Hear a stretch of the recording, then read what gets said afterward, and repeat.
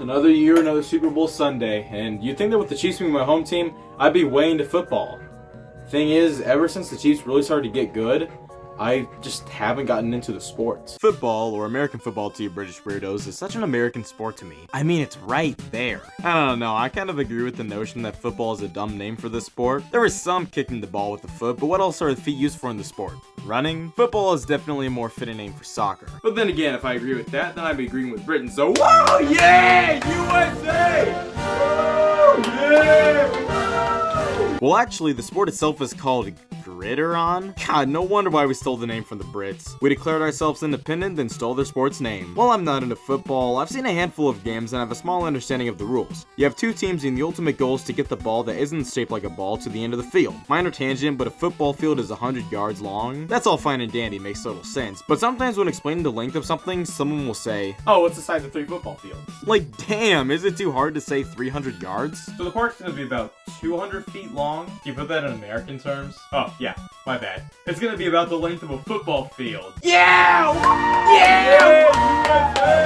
Woo! Yeah! Anyways, one of the team's goal is to get the ball to the end of the field. They're playing offense. The other team is playing defense. Their goal is to stop the ball from reaching the end of the field. The team on offense has a certain amount of turns to get the ball to the end of the field, and so the team on offense's goal is to open a path or get someone available to catch the ball. It's hard to explain but easy to catch on to. When the team on offense successfully gets the ball to the end of the field, they score a touchdown, which is worth 6 points. They then get a chance to score an extra point by successfully kicking the ball through the goalpost. And if a team feels they're unable to get a touchdown before they run out of turns, they can try and kick the ball through the goal from farther out. This is called a field goal. And a successful field goal is worth 3 points. After a team scores or runs out of turns, the roles switch. Aww, the teams are taking turns, how cute. I think this is part of the reason why I'm not a huge fan. In hockey, my favorite sport, they don't take turns. Whoever has the puck has the puck. It can change in a moment's notice. And with hockey, plays can last for minutes. In football, a play lasts no more than 30 seconds at the most. There's nothing wrong with that, that's just how the sport works, but it makes it slow. Who knows, maybe I'm like a cat who just instantly likes things that are constantly moving. But counterpoint, does football have a bunch of big sweaty men fighting on ice skates? Yeah, hockey was the first sport I really got into, and it instantly set the bar of what I want out of sports. It's just pure craziness and I love it. But we're here to talk about football. And unfortunately, watching the sport itself has not done anything for me.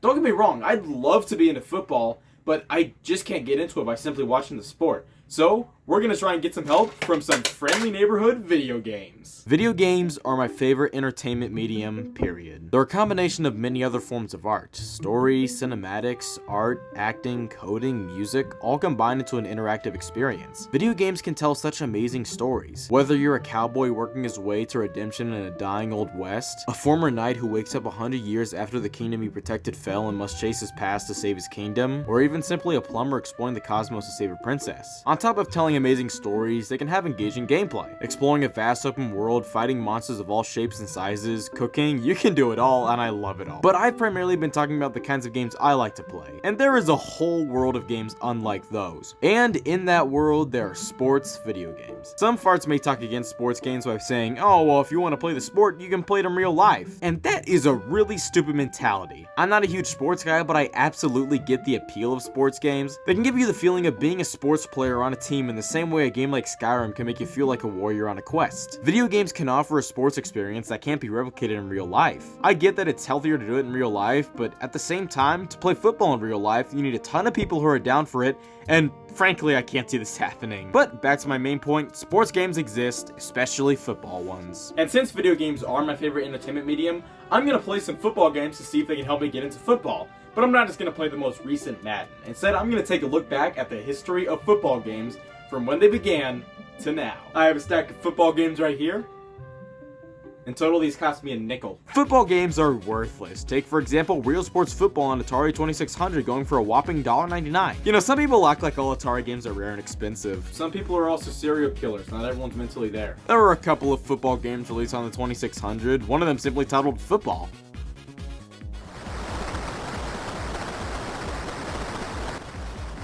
What do you want me to say? Well, this is Real Sports Football. Why is it called Real Sports Football?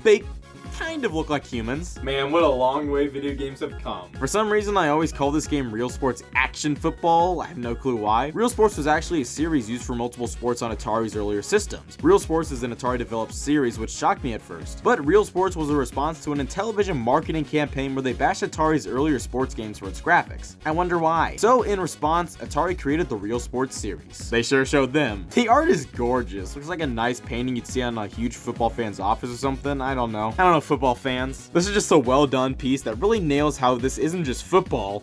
This is real sports football. Well, let's actually play this game. We'll be playing this in the Atari 7800 since it's backwards compatible with the 2600. The 5200 isn't, but the 7800 is, and it isn't backwards compatible with the 5200, and some wonder why Atari is now dead.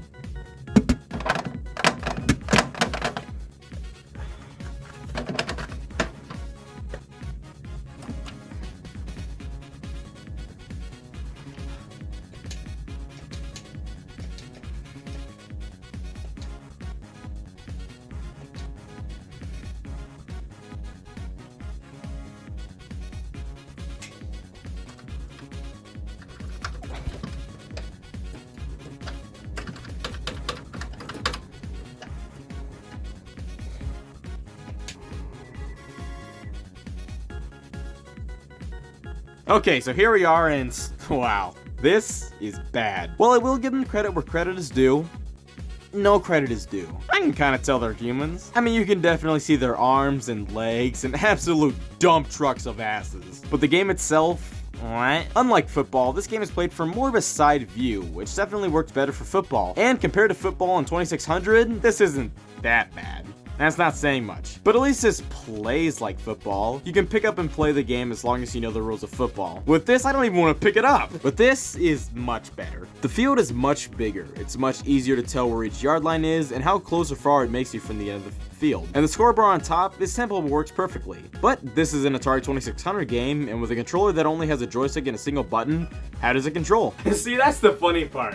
It doesn't. Well, props to them for making the controls simple and understandable. You move with the joystick. No! And you hike the ball with the button. A quick press will throw the ball and a hold will kick the ball. If the ball manages to pass the G line, you get yourself 3 points. If it doesn't, the other team gets possession and starts where it landed. Not a bad way to map the controls to this controller. It may sound all fine and good until you try to play the game and it goes like this.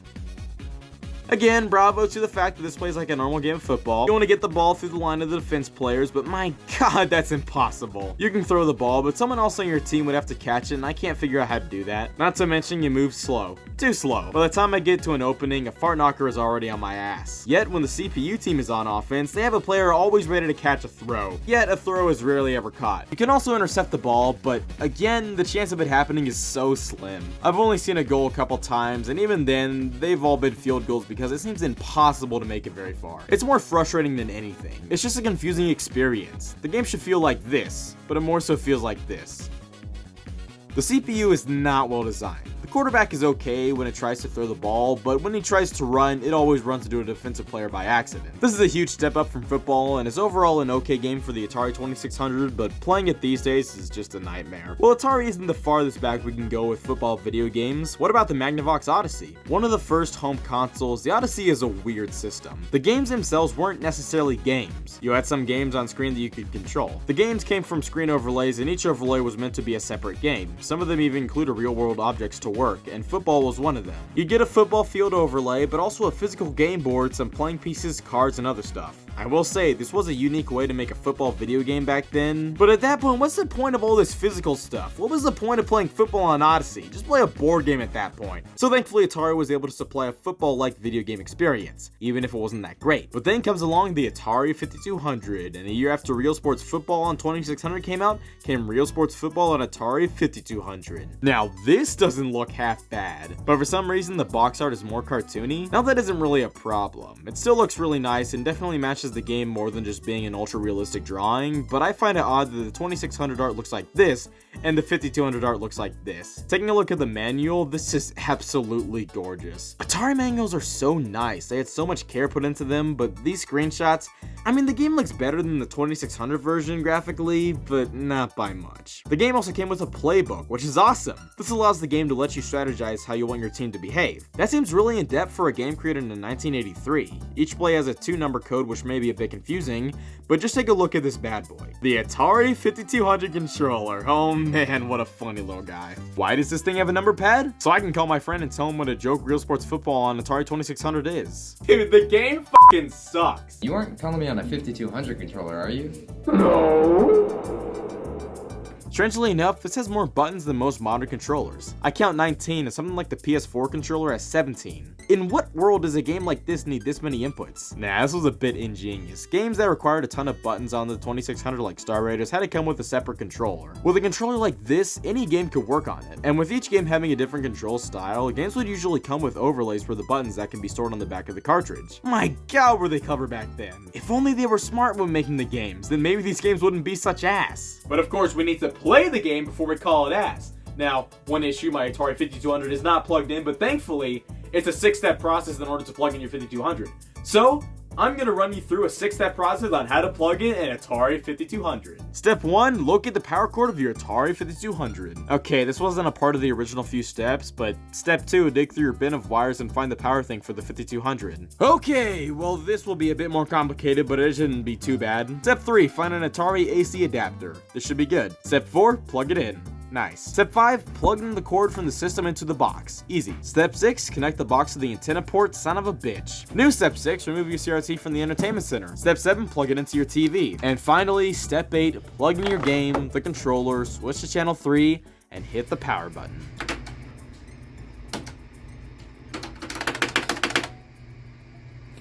So for the Atari 5200 to work, the power adapter has to have a certain input and output voltage.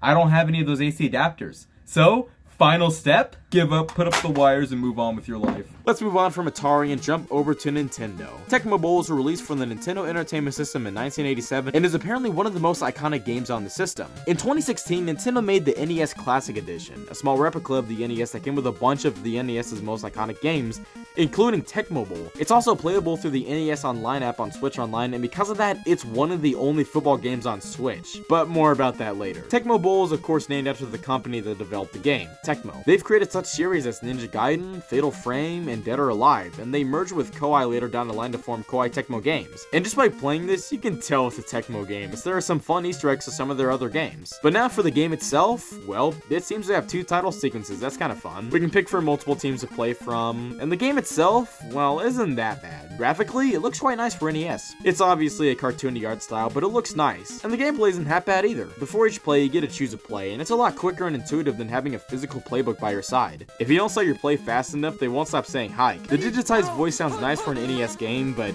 man, it's kind of annoying. Alright, just pick my plans. Come on. Hello? Hey, I was just wondering. You playing Tecmo Bowl?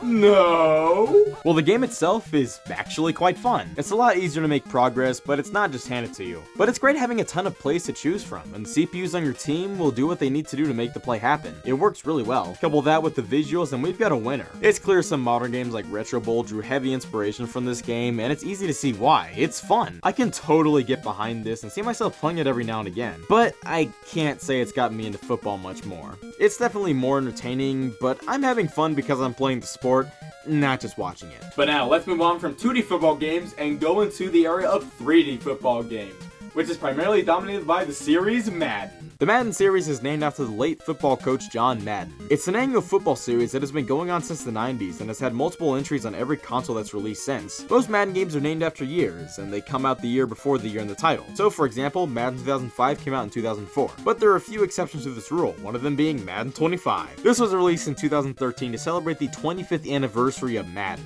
Now with there already being a Madden 25, that raises the question, what will next year's Madden be called? The left wants to call it Madden 25 too, the right wants to call it Madden 13, but I think they're both dumb and that it should be called Madden 36 to celebrate the 36th anniversary of Madden. Anyways, another Madden game with a weird title is Madden 64. Well, was this released in 2063?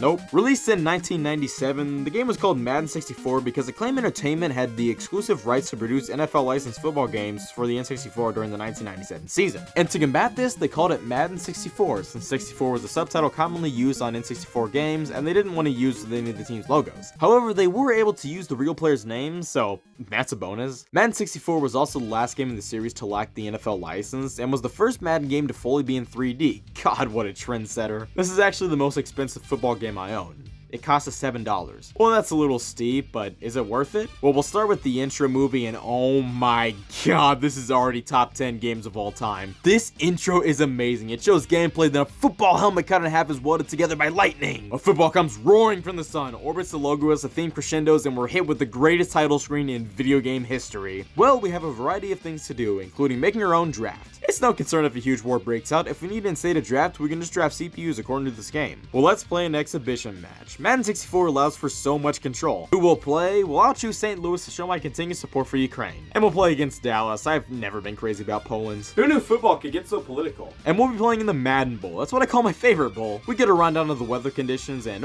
the forecast of weather is hot. Thank God it's night. After a coin toss, we start the game, and yup, this is truly the first 3D Madden game. It's Madden 64. What do you want me to say? We get full control over the player. When the teams line up for a hike, you can get the hell out of there. The ref will be upset if you cross the line though. But that adds to the game's immersion. I love free will. Overall, Madden 64 is an experience. It's a great time, which is code for I hate the play system. It's overly complicated and the gameplay feels so much closer to real sports football and the Atari 2600 in the sense that it's hard to make progress, but this is Madden 64, so speaking against it is blasphemy. Well, that's enough for Madden games on cartridges.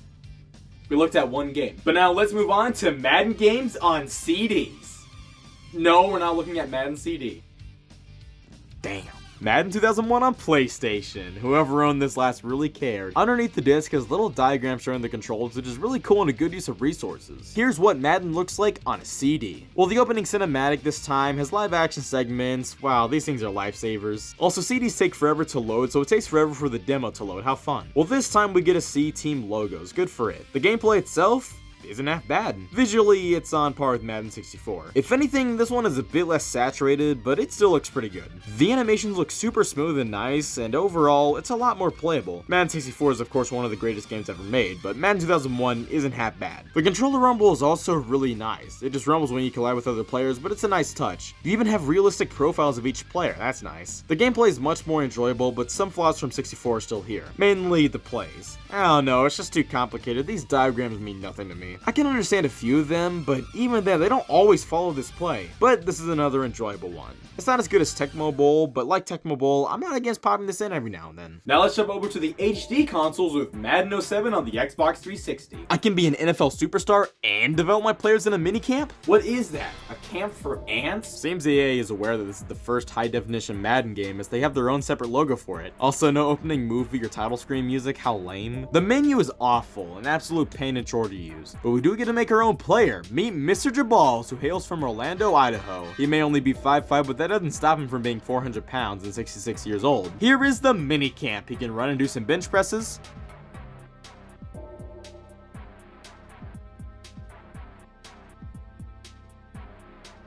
Just give him a minute. In general, this game has so many more options. Graphically, it's better, but in a very funny way. It's super early HD graphics, so they're pretty rough and funny looking. But in terms of the ambiance and realism, well, this is on another level. Even something as simple as a kickoff, you can adjust the direction easily, all that jazz. While the graphics haven't aged the best, the animation isn't that bad. From the varying camera angles to the smoother gameplay, this is a genuine evolution of Madden.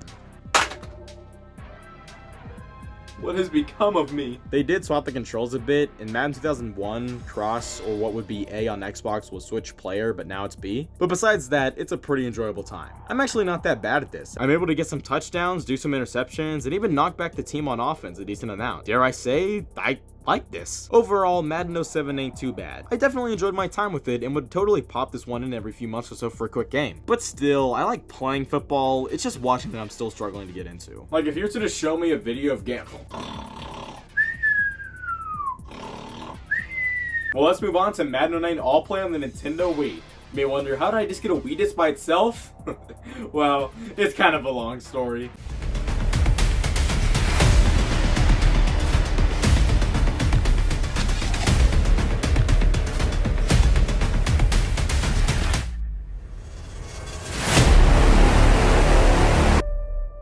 Welcome back to Microwave Manhunt. As you know, microwaves are evil and they're always hiding stuff in them. I got one back here. We're gonna go and see what's in it.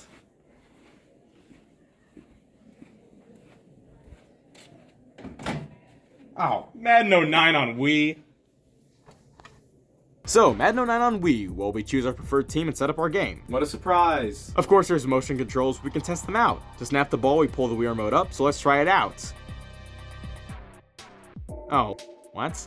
So, you can do any motion? Huh. When it comes to the stiff arm, I can't do it! Well, on to the game. This is just not good. Of course, this is the Wii version. But man, isn't that hard to make something somewhat competent? The gameplay itself is okay, but just inferior to other versions at the same time. When you get a touchdown, you're supposed to go crazy and dance. I'm about to turn into a safety violation. With how jumpy the Wii remote pointer can be, many times I'll select the wrong play, which is just infuriating. Well, we get to see a Madden me, that's cute. But with the forced motion controls, significantly worse graphics, and utter lameness compared to the Xbox 360 and PS3's Madden offerings, I refuse to believe that anyone actually thinks this is a good game. If a kid ever says, man, Madden 09 on Wii is my childhood, Jesus Christ, call Child Protective Services immediately! Well, let's end our journey with Madden 20 on the PS4. Come on, I had to get it. It has Chiefs guy on it. Well, the graphics are definitely better, but it's nothing groundbreaking. I guess I was just expecting more with 11 years of improvement. And that goes for everything in general. It's obviously better. I mean, there still was 11 years of improvement, but man, this is annoying. There's just way too much going on. A replay after every single play. Too many camera view changes. It just makes me feel nauseous. The gameplay itself is fine, but the rest it's just ugh. Madden 07 has definitely aged in pretty much every department, but I enjoyed it so much more. I don't get how some people get hooked on Madden. How is this the only game some people play? These commentators are also so annoying. And with the overall presentation, wait, I get it. With this, I feel like I'm actually watching football. With the constant replays, annoying commentators, and overly basic presentation of it all, it reminds me of why I don't like watching football. When playing Madden 07, I began to understand the appeal of football games. I will admit, I did feel like I was a football player. But here, it's like I'm watching football. I genuinely can't stand this. I'm just baffled at how these games got better, then got worse. Now, I skipped an entire world of handheld football games, which I can talk about in the future. But for the time being, let's just call it there. But speaking of handhelds, what about the Switch? For some reason, the Switch has gotten no Madden games, and barely any football games in general. Of course, there's Tecmo Bowl for NSO members, but when you search up football in the Switch eShop, there's a couple of games, but no Madden. Which is strange because EA's soccer series, FIFA, has been getting yearly entries. So why don't they bring Madden to Switch? FIFA these days are legacy editions, meaning they're old games with updated player rosters, and I have to wonder, why isn't EA doing that with Madden? It's something that keeps me up at night, but it just baffles me to no end. And those are football video games. I will say I did enjoy them more than I thought I would, and I thought it was cool looking at their evolution. Looking at their rough start on the Odyssey and the Atari systems, to Retro Bowl, which is actually pretty good, to Madden 64, which is an okay game, but f***ing amazing with a title like that. Madden 01's pretty good, and Madden 07 is a game that I can genuinely find myself popping in every couple of months for a quick round or two. Madden 09 wasn't anything special, but it was on the Wii, what should I have expected? And Madden 20 makes me want to vomit, but that's not someone who doesn't enjoy watching football. And that's how this all started. I wanted to play through the history of football games to see if it could get me into watching football. But the interesting thing is, it increased my respect for the sport, but also my hatred of watching football. Why would I watch football when I can play Madden 07 and feel like I'm one of the players on the field? Video games offer an escape from reality where you can be someone that you can't be in real life, and that's exactly what Madden 07 does. I don't care about being a football player as much as I care about being a hero on an epic quest or something, but I still genuinely found Madden 07 to be a fun, enjoyable game. I'm definitely into playing this, but with this journey, I don't care about watching football, but I can tolerate some football games. But I still won't be watching the Super Bowl, partly because I don't care about watching football, but also partly because I'm still trying to get over this.